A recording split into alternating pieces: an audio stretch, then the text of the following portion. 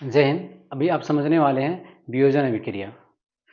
वियोजन यानी कि अपघटन अभिक्रिया, ठीक है, जिसे हम डिकम्पोजिशन रिएक्शन कहते हैं, ठीक है। तभी थोड़ा सा ही समय में आज हम लोग इसको समझेंगे कि वियोजन अभिक्रिया या अपघटन अभिक्रिया क्या होता है, ठीक है। वियोजन से ही आपको समझ में आ रहा होगा, वियोजित होना यानी कि डिकम्पोज हो जाना, डिकम्पोज टूटना। एक चीज़ है, जैसे मेरे पास ये है ना, इसको तोड़ के दो बना देंगे ना तो वियोजित हो जाएगा, जिसे हम डिकम्पोजिशन रिएक्शन भी कहेंगे, ठीक है। तो वैसी अभिक्रिया आप यहाँ पे देखेंगे लिखा होगा, ऐसी अभिक्रिया रासायनिक अभिक्रिया जिसमें एकल अभिकर्मक यानी कि एक अभिकर्मक, एक अभिकारक, ठीक है, ध्यान रखिएगा, एक अभिकारक जो है टूटकर छोटे छोटे उत्पाद का निर्माण करते हैं, उसे वियोजन अभिक्रिया कहते हैं, ठीक है। समझ में आ रहे हैं? इसका मतलब ये हुआ कि ऐसी रासायनिक अभिक्रिया जिसमें एकल अभिकर्मक, याद रखिएगा, एकल अभिकर्मक, एक अभिकारक, ठीक है, टूटकर वो टूट जाएगा अभिक्रिया के बाद और छोटे छोटे उत्पाद का निर्माण करेंगे, तो वैसे अभिक्रिया को हम क्या कहेंगे? वियोजन अभिक्रिया कहेंगे, ठीक है। इसका मतलब ये हुआ, वियोजन अभिक्रिया जो है ना, उसके कुछ प्रकार होते हैं, ठीक है। मेरा कहने का मतलब ये है कि अगर एक अभिकारक है, उसको हमें तोड़ना है तो अलग अलग तरीके से तोड़ेंगे, ठीक है। एक क्या तरीका होगा? एक ऊष्मीय वियोजन होगा, ऊष्मा के द्वारा, गर्मी के द्वारा उसको हम तोड़ सकते हैं। आप देखेंगे दूसरा क्या, तो विद्युत वियोजन, इलेक्ट्रिसिटी के द्वारा भी हम इसको तोड़ सकते हैं। प्रकाशीय वियोजन है ना, प्रकाशीय वियोजन यानी कि लाइट के द्वारा भी उसको वियोजित किया जा सकता है। तो आपने देखा प्रकाशीय, विद्युत और एक क्या होता है आपका, एक होता है ऊष्मीय वियोजन। यानी कि कोई एक पदार्थ हो, उसको हमको दो पदार्थ बनाना हो तो उसको तीन तरह से हम बना सकते हैं, ठीक है। वो तीन तरह से क्या क्या है, तो आप देखेंगे ऊष्मीय वियोजन होता है, ऊष्मा के द्वारा, गर्मी के द्वारा हम किसी एक पदार्थ को दो तीन पदार्थ में तोड़ सकते हैं, ठीक है। दूसरा हम क्या कर सकते हैं, विद्युत के द्वारा, इलेक्ट्रिसिटी करंट के द्वारा हम क्या कर सकते हैं, किसी पदार्थ में मान लीजिए हम लोग उसमें करंट धारा प्रवाहित कर देते हैं, तो वो टूट जाता है और टूट कर दो पदार्थ बने, तीन पदार्थ बन जाता है, तो उसको हम कहेंगे क्या, विद्युत वियोजन कहेंगे, ठीक है। और क्या कर सकते हैं, एक और मेथड है जिससे हम क्या कहते हैं, प्रकाशीय वियोजन कहते हैं, ठीक है। या तो आप प्रकाशीय वियोजन के द्वारा एक पदार्थ को तोड़ सकते हैं, या तो विद्युत वियोजन के द्वारा तोड़ सकते हैं, या तो फिर आप ऊष्मीय वियोजन के द्वारा एक पदार्थ को तोड़ के दो तीन पदार्थ में बना सकते हैं, ठीक है। तो इसका मतलब ये हुआ कि वियोजन अभिक्रिया का मतलब सिंपल सा है कि जब एक अभिकारक को तोड़कर अनेक अभिकारक अनेक उत्पाद बना दिया जाए। अभिकारक इधर होता है, देखिए, रिएक्शन से पहले अभिकारक होता है और रिएक्शन के बाद जो बनता है उसे हम उत्पाद कहते हैं। तो जब एक अभिकारक टूटकर दो या दो से अधिक उत्पाद का निर्माण करते हैं, तो उस तरह की अभिक्रिया को हम क्या कहते हैं, वियोजन अभिक्रिया कहते हैं, जिसे आप इंग्लिश में कह सकते हैं डिकम्पोजिशन रिएक्शन, ठीक है।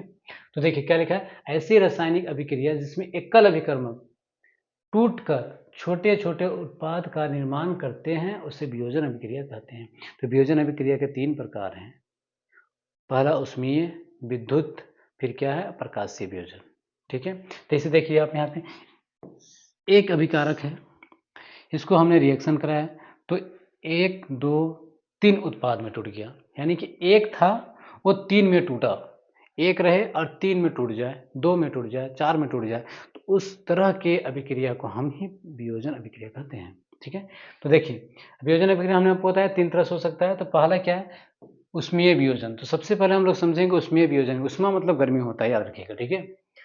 जब वियोजन अभिक्रिया ऊष्मा देने के कारण संपन्न हो तो उसे ऊष्मीय वियोजन अभिक्रिया कहते हैं। इसका मतलब आप कोई एक अभिकारक में ऊष्मा दे दें, ऊष्मा देने के बाद जो कुछ भी टूट फट जाए, दो हो जाए, चार हो जाए, उस तरह की अभिक्रिया को ऊष्मीय वियोजन कहते हैं। तो आप यहाँ देखेंगे उदाहरण, फेरस सल्फेट को गर्म करने पर, देखिए फेरस सल्फेट है, फेरस सल्फेट, ठीक है, इसको हमने क्या किया, गर्म किया। ऊष्मा का मतलब ही होता है गर्म करना।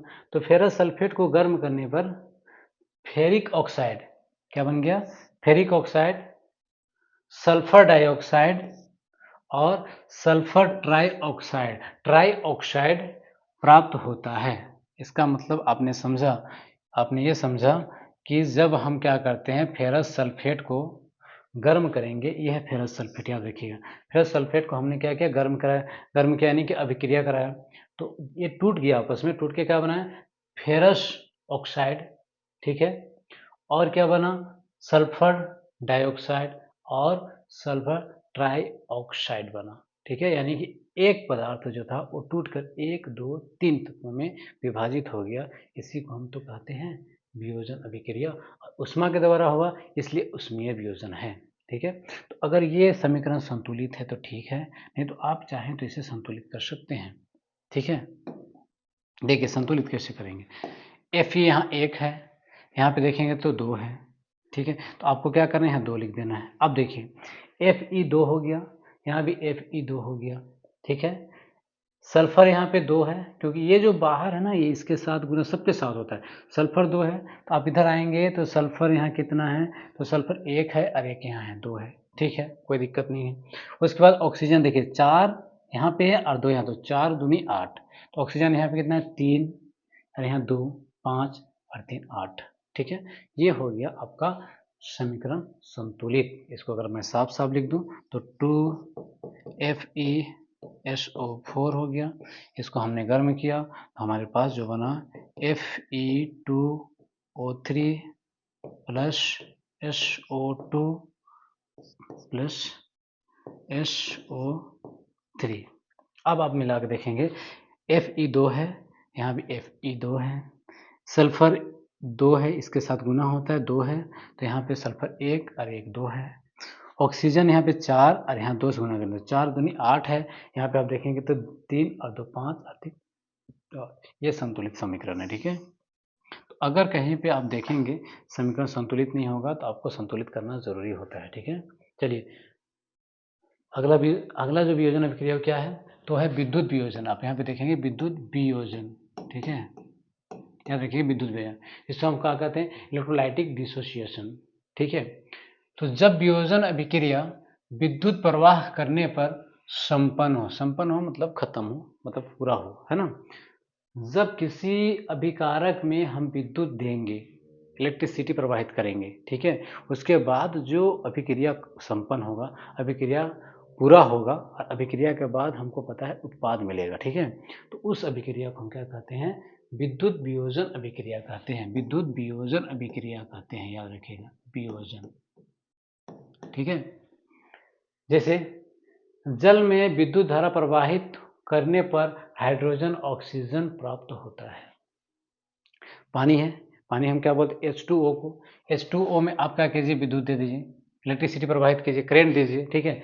उसके बाद ये टूट जाएगा आपस में, क्योंकि वियोजन का मतलब होता है टूटना, ठीक है। जब आपने पानी में विद्युत दिया तो वो टूटकर हाइड्रोजन गैस और ऑक्सीजन गैस का निर्माण किया, ठीक है। इसका मतलब ये जो हाइड्रोजन गैस है, सॉरी ये जो जल है ना, जल में हमने करंट दिया उससे 2 को तत्व बना, जिसे हम क्या कहते हैं, वियोजन अभिक्रिया कहते हैं, क्योंकि एक अभिकारक सिर्फ यहाँ पे था, वो कै गो अभिकारक बना, उत्पाद बना 1 और 1 2 बन गया, तो वियोजित हो गया, टूट गया, ठीक है।